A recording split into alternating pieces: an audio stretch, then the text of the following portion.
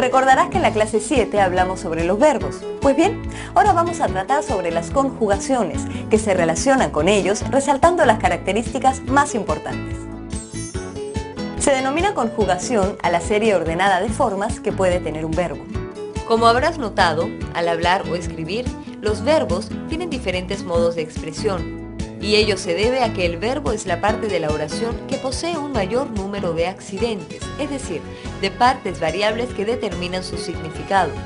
Entre los accidentes tenemos persona y número, cuando el verbo expresa las tres personas gramaticales, en singular y plural, quedando sobreentendido el pronombre personal correspondiente.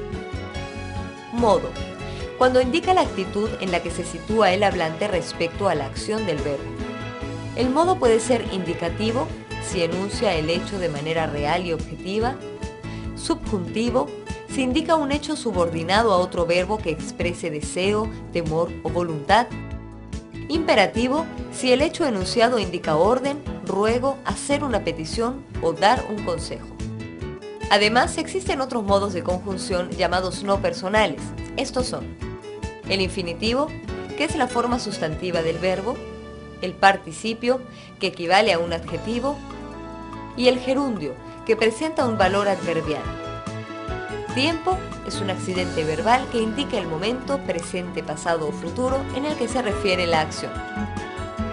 Y por último, voz, que indica si el sujeto es el que realiza la acción indicada, en cuyo caso se trata de una voz activa, por ejemplo, yo amo, o el sujeto recibe la acción mencionada, por lo que se trataría de voz pasiva, por ejemplo, Juan es amado. La variabilidad del verbo es importante, pues de ello depende que podamos expresarnos con mayor amplitud y precisión. Más aún, para referir acciones indicando al mismo tiempo personas, números y accidentes verbales, es necesario que el verbo pueda cambiar de desinencias. La desinencia, junto con la radical, son los elementos característicos de los verbos. La radical, o también llamada raíz verbal, es la parte invariable de todo verbo que expresa su significado semántico fundamental. Por ejemplo, el verbo cantar posee la radical cant, que la gramática llama lexema verbal. A los verbos que conservan invariables los lexemas y morfemas, según el modelo que siguen, se les denominan verbos regulares, mientras a aquellos verbos que presentan alguna alteración en sus lexemas y morfemas se les llaman verbos irregulares. La raíz verbal se complementa de modo flexible con la desinencia, también denominada morfema verbal, cuya función consiste en expresar los accidentes o categorías verbales de persona, número y tiempo, entre otros.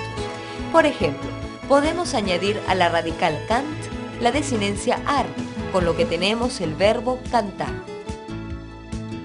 El idioma castellano tiene tres tipos de conjugaciones verbales según la terminación del verbo en la forma del infinitivo, que pueden ser ar, ir. Por ejemplo, amar, comer, partir, que corresponden a los modelos de la primera, segunda y tercera conjugación respectivamente.